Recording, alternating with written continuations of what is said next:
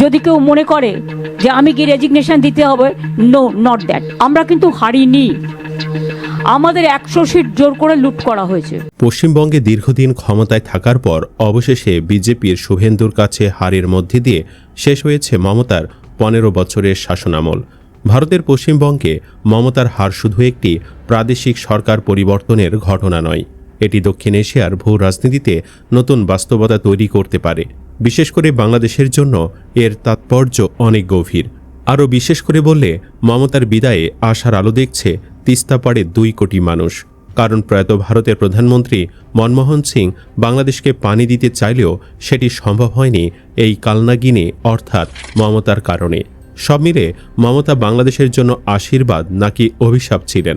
মমতার বিদায়ের পর এখন কি তিস্তার পানি মিলবে? এসব বিষয়ে আলোচনা করব আমাদের এই ভিডিওতে। বিস্তারিত জানতে শেষ পর্যন্ত আমাদের সাথেই থাকুন। আমি রাস্তায় ছিলাম, রাস্তায় থাকবো, আমি রাস্তার লোক। আমরা তো হারিনি যে যাব। হারলে আমি যদি শপথ নিতে যেতাম তাহলে আমি রেজিগনেশনটা করতাম। তিস্তা নদীর উজানে ভারত গজলডোবার বাঁধ নির্মাণ করায় এবং পানি ন্যায্য হিস্সা আদায় করতে না পারায় ধীরে ধীরে তিস্তা নদী পানিশূন্য কঙ্কালসার নদীতে পরিণত হয়েছে। নদীর গভীরতা কমে যাওয়ায় বর্ষা মৌসুমে ডুবে মরে তিস্তা পাড়ের মানুষজন, আর শুকনো মৌসুমে পরিণত হয় ধুধু মরুভূমিতে। থাকে হাঁটু পানি আর কেবল বালুচর। দীর্ঘদিন ধরে বাংলাদেশ তিস্তা নদীর পানির ন্যায্য হিস্সা দাবি করে আসছে, কিন্তু ন্যায্য পানি প্রাপ্তিতে ভারতের সঙ্গে চুক্তি জরুরি। চুক্তির খসড়া তৈরি করেও তা সই করা হয়নি, কারণ বিরোধিতা করেছেন পশ্চিমবঙ্গের তৎকালীন মুখ্যমন্ত্রী মমতা ব্যানার্জি। 15 বছরের বিরোধের পর এখন পশ্চিমবঙ্গে যখন রাজনীতির হাওয়া পাল্টে তৃণমূল কংগ্রেসের কাছ থেকে ক্ষমতা গেছে বিজেপির হাতে, তখন আলোচনা জেগেছে এবার কি বাংলাদেশ তিস্তার পানি পাবে, হবে কিনা সেই চুক্তি। 2011 সালে ভারতের তৎকালীন প্রধানমন্ত্রী মনমোহন সিংয়ের সময় বাংলাদেশের সঙ্গে তিস্তা নদীর পানি বন্টন চুক্তির একটি খসড়া প্রস্তুত করা হয়। শুকনো মৌসুমে অর্থাৎ ডিসেম্বর থেকে মার্চ পর্যন্ত পানির ন্যায্য হিস্সা নিশ্চিত করার উদ্দেশ্যে 2011 সালে খসড়া চুক্তি অনুযায়ী বাংলাদেশ 37.5% এবং ভারত 42.5% পানি পাওয়ার কথা থাকলেও কুলাঙ্গার মমতার আপত্তির কারণে এটি আর স্বাক্ষরিত হয়নি। দুই দেশের সরকারই 15 বছরের জন্য চুক্তি সই করতে সম্মত হলেও শেষ মুহূর্তে মমতা ব্যানার্জির বিরোধিতায় সেটি আর আলোর মুখ দেখেনি।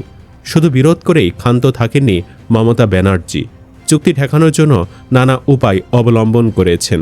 তিনি বিশেষজ্ঞ প্যানেল দিয়ে একের পর এক ভুয়া প্রতিবেদন তৈরি করান এবং সেসব প্রতিবেদনে বলা হয় কৃষকরা যতটা সেচের পানি আশা করছেন, আসলে তিস্তায় তার 16 ভাগের 1 ভাগ পানিও নেই। প্রথম রিপোর্টে বাংলাদেশের বিষয়ে ইতিবাচক পরামর্শ থাকলেও তা প্রকাশ করেনি বৈরা খাটাস মমতার তৎকালীন সরকার। সেই প্রতিবেদনে সন্তুষ্ট না হওয়ায় পুনরায় আবারও প্রতিবেদন তৈরি করানো হয় অন্য বিশেষজ্ঞ দিয়ে। মমতা ব্যানার্জি বরাবরই বলার চেষ্টা করেছেন যে তিস্তায় পানি নেই। তিস্তার পানি বন্টনের বিরোধ করলেও মমতা প্রস্তাব দেন বিকল্প নদীর। 2017 সালে তিস্তার সমস্যা মেটাতে তোরসা, জল ঢাকাসহ উত্তরবঙ্গের কয়েকটি নদীর পানি বন্টনের বিকল্প প্রস্তাব দেন মমতা। অথচ এগুলো বাংলাদেশে তেমন কাজে আসবে না। মূলত এটি ছিল মমতার পানি না দেবার কূটকৌশল। কূটনৈতিক সূত্র বলছে মমতার বিরোধের কারণে কোনো সরকারই তিস্তা চুক্তি নিয়ে এগুতে পারেনি। 2024 সালেও তিস্তার পানি দিলে ভারত জুড়ে আন্দোলনের হুমকি দেন মমতা। সিকিম থেকে উৎপত্তি হয়ে পশ্চিমবঙ্গের দার্জিলিং ও জলপাইগুড়ি হয়ে বাংলাদেশে প্রবেশ করা প্রায় 400 কিলোমিটার দীর্ঘ তিস্তা নদী নীলফামারী, লালমনিরহাট, রংপুর, গাইবান্ধা হয়ে কুড়িগ্রামের চিলমারি দিয়ে 124 কিলোমিটার প্রবাহিত হয়ে ব্রহ্মপুত্র নদে মিশেছে। একসময় বৃহত্তর রংপুর অঞ্চলের 5 জেলার মানুষের জীবন রেখা হিসেবে পরিচিত এই নদী বর্তমানে পানি শূন্যতার কারণে মারাত্মক সংকটে পড়েছে। তিস্তার তলদেশে অজস্র পাথর, নুড়ি, বালি আর পলি পড়ে ভরাট হয়ে যায়।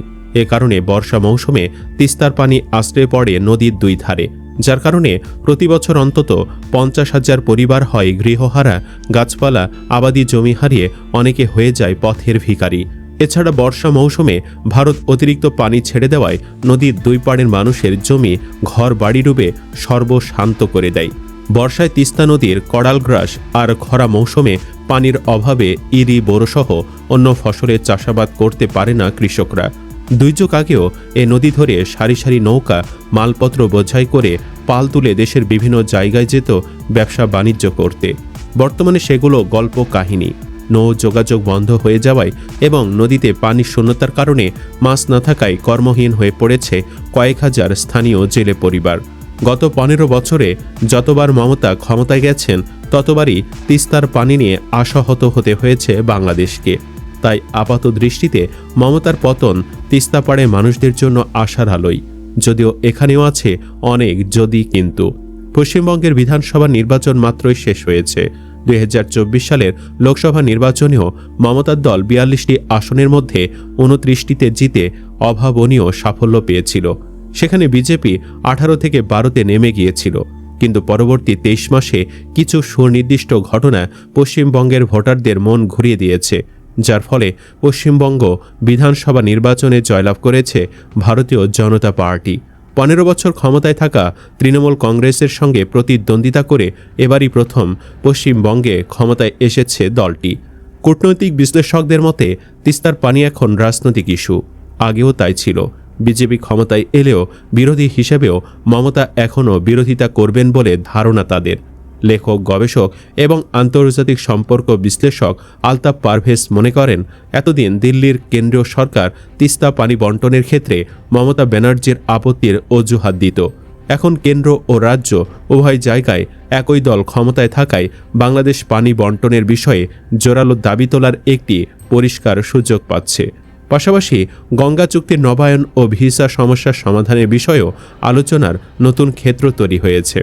তিনি বলেন, পশ্চিমবঙ্গে সেন্ট্রাল গভর্নমেন্ট আর প্রাদেশিক গভর্নমেন্টে 2 দল থাকায় এই অভিযোগটা বা এই অজুহাতটা দেখাতে পারত আগে।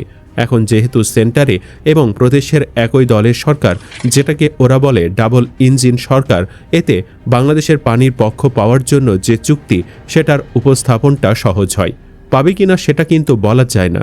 বাংলাদেশকে আর্গুমেন্টটা তোলার রাস্তাটা একটু সহজ হলো পশ্চিমবঙ্গের নির্বাচনের মধ্য দিয়ে।